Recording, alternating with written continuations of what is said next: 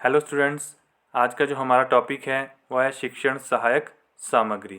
शिक्षण सहायक सामग्री का अर्थ है कि अध्यापक अपने अध्यापन के दौरान जिन पाठ्य सामग्रियों का इस्तेमाल अपने शिक्षण और बच्चों के अधिगम को बेहतर बनाने के लिए करता है, उन्हें हम पाठ्य सहायक सामग्री कहते हैं। इन सामग्रियों का इस्तेमाल करके अध्यापक बच्चों को एक लंबे समय तक जहन में रहने वाला अनुभव प्रदान करता है। इन सामग्रियों का इस्तेमाल करके अध्यापक भी अपने कार्य के प्रति हमेशा उत्साहित रहता है और इसके परिणाम स्वरूप कक्षा का वातावरण हमेशा सकारात्मक रहता है, जहाँ पर अध्यापक सिखाने के लिए हमेशा उत्साहित रहता है और बच्चे हमेशा सीखने के लिए उत्साहित व तत्पर रहते हैं। आइए अब बात करते हैं कि शिक्षण सहायक सामग्री का महत्व क्या है, अर्थात इम्पोर्टेंस ऑफ टीचिंग एड्स। सहायक सामग्री विषय को स्थायी रूप में सीखने व समझने में सहायक होती हैं। स्थायी रूप अर्थात परमानेंटली हम किसी विषय को सीखते हैं। यह अनुभवों के द्वारा ज्ञान प्रदान करती हैं।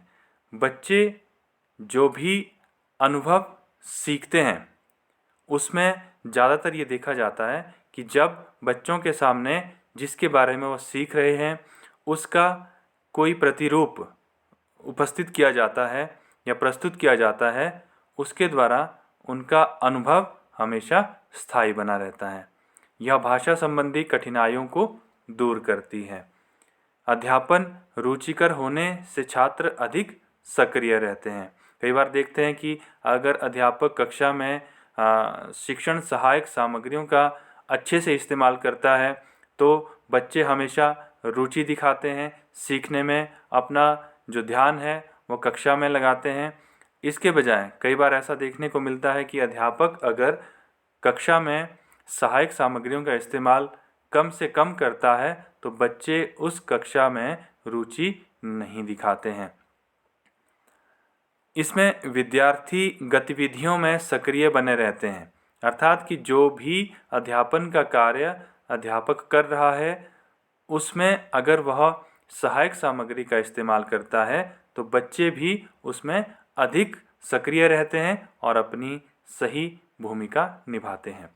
इसमें विद्यार्थी की अगर हम बात करें तो वस्तुओं के प्रत्यक्ष रूप को देखते हैं और उनको छूने या महसूस करने का उनको अवसर भी मिलता है। अब बात करते हैं कि शिक्षण सहायक सामग्री का उद्देश्य क्या होता है। इससे बच्चे पाठ के प्रति रुचि दिखाते हैं, अर्थात कि हमारा उद्देश्य इसमें ये रहता है कि शिक्षण सहायक सामग्री के द्वारा बच्चों में पाठ के प्रति हम रुचि जागृत करें। दूसरा, सीखने की जो गति है उसमें सुधार होता है।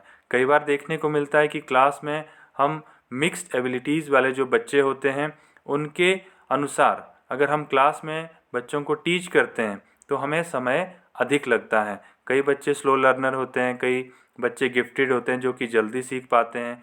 तो सभी योग्यताओं वाले या फिर मिश्रित योग्यताओं वाले बच्चे जिस क्लासरूम में होते हैं उनके लिए एक अच्छी गति से उनको सिखाना, अर्थात कम से कम समय में बच्चों को सिखाना, यह शिक्षण सहायक सामग्री के द्वारा ही संभव होता है। तो यह भी हमारा एक उद्देश्य होता है। दूसरा, छात्रों के स्तर के अनुसार शिक्षण देना, कि बच्चे का जो भी उनकी मानसिक आयु है, जो भी उनकी वास्तविक आयु है या जो भी उनकी विशेषताएं हैं उसके अनुसार एक अध्यापक अपनी सामग्री का चयन करता है और उनको सिखाता है। छात्रों के ध्यान अध्ययन की ओर केंद्रित करना, अर्थात हम शिक्षण सहायक सामग्री का इस्तेमाल इसलिए भी करते हैं ताकि बच्चों का जो ध्यान है वह हम अध्ययन के प्रति केंद्रित करें। छात्रों की निरीक्षण शक्ति का विकास करना, अर्थात छात्रों में जो सुपरविज़न की पावर है उसको विकसित करना भी इसका एक उद्देश्य होता है। श्रव्य दृश्य सहायक सामग्री, अगर हम इसमें टाइप्स की बात करें तो सबसे पहले हमारे पास इसमें आता है कि श्रव्य दृश्य सहायक सामग्री, ऐसी सामग्री जिसे हम देख भी सकते हैं और सुन भी सकते हैं, उस सामग्री को श्रव्य दृश्य सहायक सामग्री कहते हैं, जिसे ऑडियो विजुअल एड्स भी कहते हैं। दृश्य श्रव्य सामग्री का तात्पर्य शिक्षण के उन साधनों से है जिनके प्रयोग से बालकों के श्रव्य तथा दृश्य ज्ञानेंद्रियां क्रियाशील हो जाती है और वे पाठ के सूक्ष्म से सूक्ष्म तथा कठिन से कठिन प्रकरणों को सरलता से समझ जाते हैं। इनके अंतर्गत आते हैं समाचार संबंधी फिल्म, दूरदर्शन, अभिनय, चलचित्र।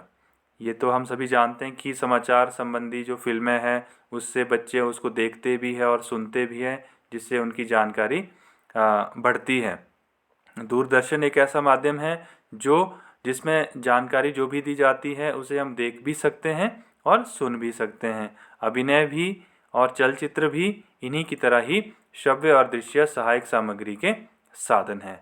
दृश्य श्रव्य सामग्री का वर्गीकरण, अर्थात ऑडियो विजुअल एड्स को हम डिवाइड करते हैं श्रव्य सहायक सामग्री के रूप में, दृश्य सहायक सामग्री, दृश्य श्रव्य सहायक सामग्री। 3 तरह से इसको हमने कैटेगराइज किया है।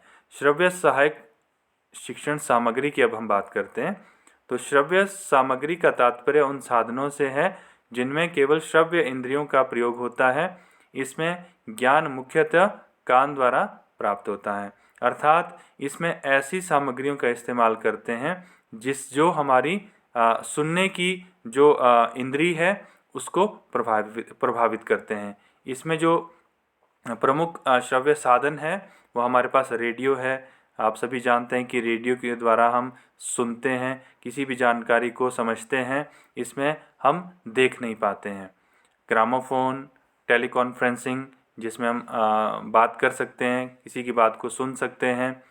अब बात करते हैं दृश्य सहायक शिक्षण सामग्री।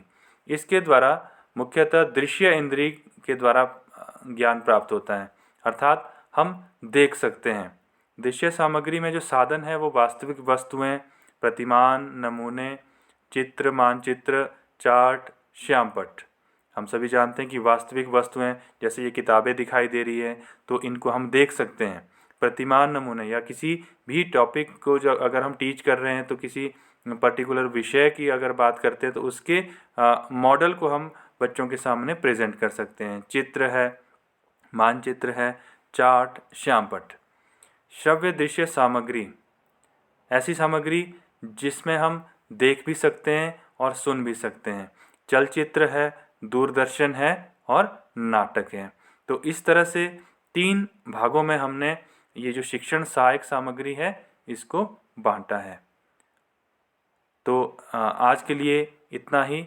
अगले विषय के साथ हम फिर से मिलेंगे। धन्यवाद।